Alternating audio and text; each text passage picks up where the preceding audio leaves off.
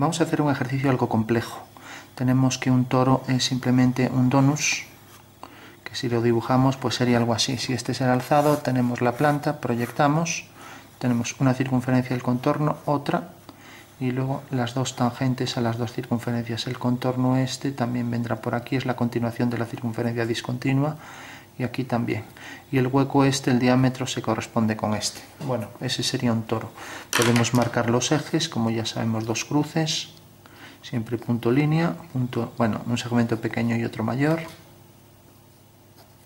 Y aquí un segmento que sigue la dirección de las curvas. Bueno, ese sería el toro. Podemos hacer un toro que no tenga agujeros, simplemente el contorno de la circunferencia, y esta circunferencia se reduce hasta convertirse en un punto. Entonces las dos circunferencias serían las dos circunferencias perfectamente tangentes. Hacemos las tangentes y ahora tenemos aquí este arco y este. Bueno, tenemos entonces dos tipos de toros, uno con un agujero, otro sin él.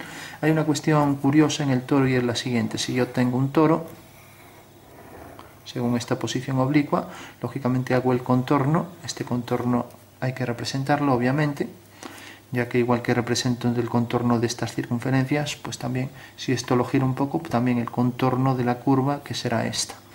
Necesariamente, si esta existe, se percibiría algo. Lo que está indeterminado ya es exactamente hasta el punto en que llega. Pues obviamente el trozo de toro de atrás también se tendrá que ver discontinuo y será simétrico respecto al eje que pasa por el centro de la figura, el centro de simetría.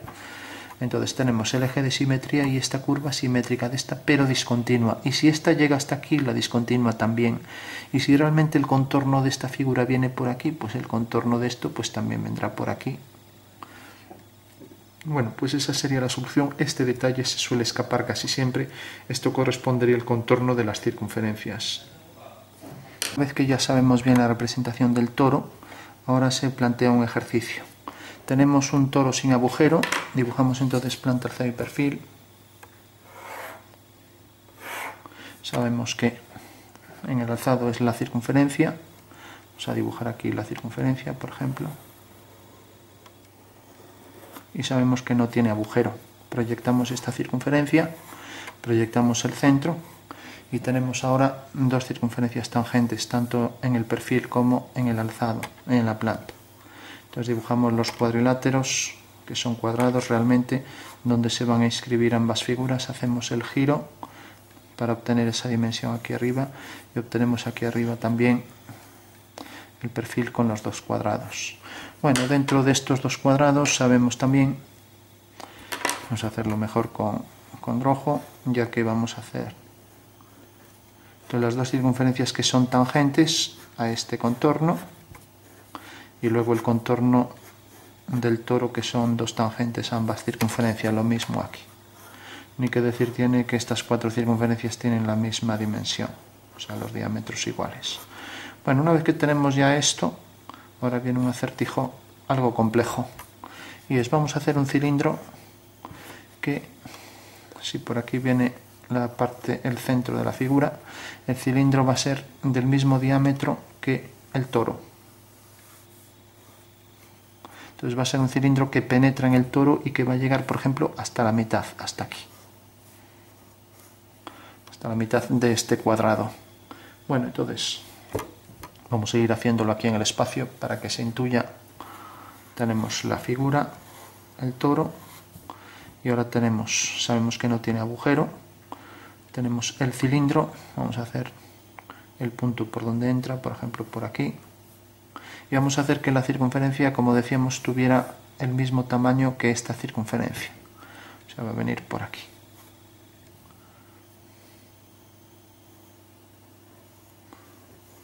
Vamos a hacer, por ejemplo, que el centro caiga por aquí. Este es el contorno del cilindro. Y va a llegar un poco más hacia atrás. Eso quiere decir que por aquí debajo viene hasta aquí y luego corta, dejando ahí un arco más pequeño, una curva. Eso sí, la base sí que es una circunferencia igual que la del cilindro. Bueno, entonces sabemos que el punto más alto pues va a venir dado por este plano vertical que venga por aquí. O sea que correspondería a este punto. el punto del medio, que esta línea de intersección va a corresponder realmente a esto, a la mitad de la circunferencia. Que este punto, si lo traemos por aquí, va a corresponder al que viene por el centro también.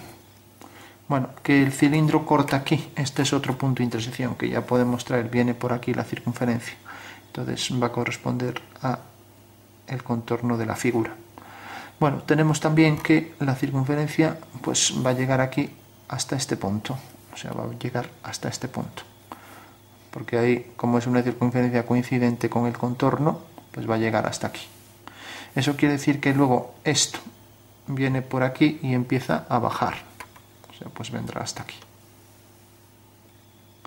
Y por tanto la curva de atrás, una curva de Cassini, vendrá por aquí, que son las curvas que se determinan por la intersección del toro con planos. Por ejemplo, si corto por aquí, pues será una curva parecida a una elipse. Si corto tangente a la circunferencia esta, pues me dará aquí una curva parecida a un infinito, una curva llamada Legniscata de Bernoulli. Bueno, tengo ahí distintas curvas que se llaman curvas de Cassini. Entonces tengo este punto que corresponde a este y luego la curva esta que bajará hasta ese. O sea que esta será la proyección de la figura. Esto, como decíamos, sube hasta aquí, luego baja. Y ahora tenemos que realmente, si yo hago una circunferencia, vamos a hacerlo en otro color, vamos a hacer, por ejemplo, esta circunferencia. Esta circunferencia es como un plano de corte de la figura imaginario, pasa por aquí, entonces bajo este punto hacia aquí y corta aquí.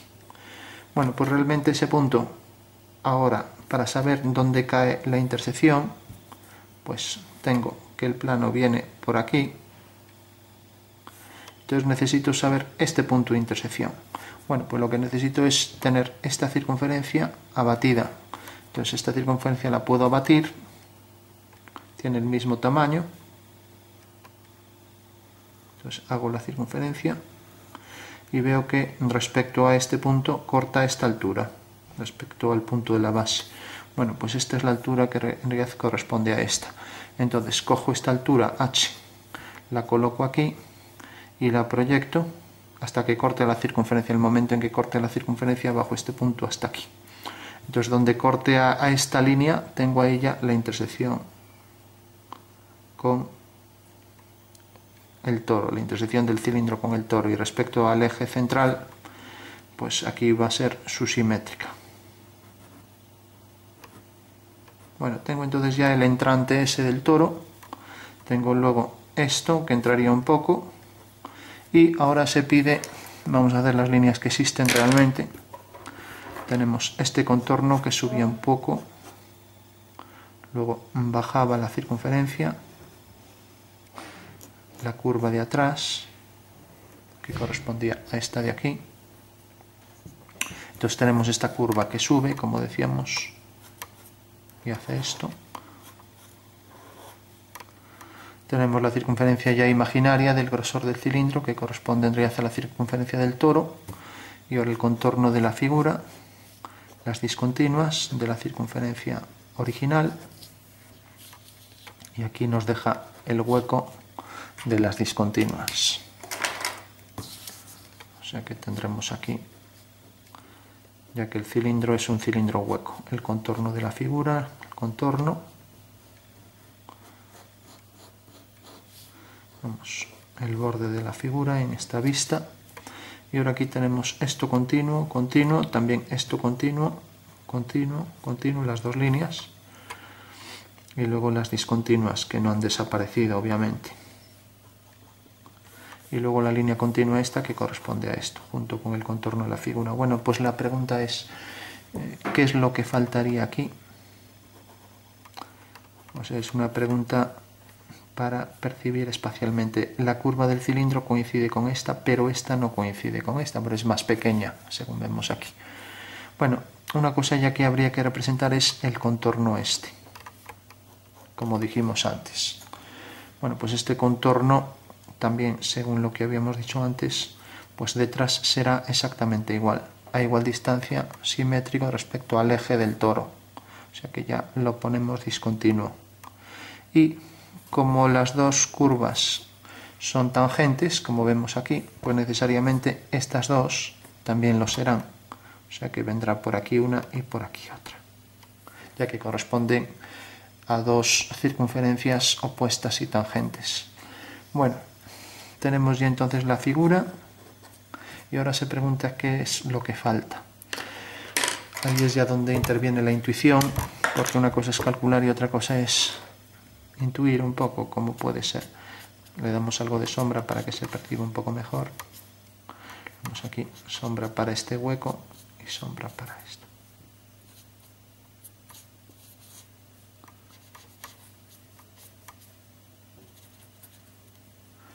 Bueno, esa sería la figura.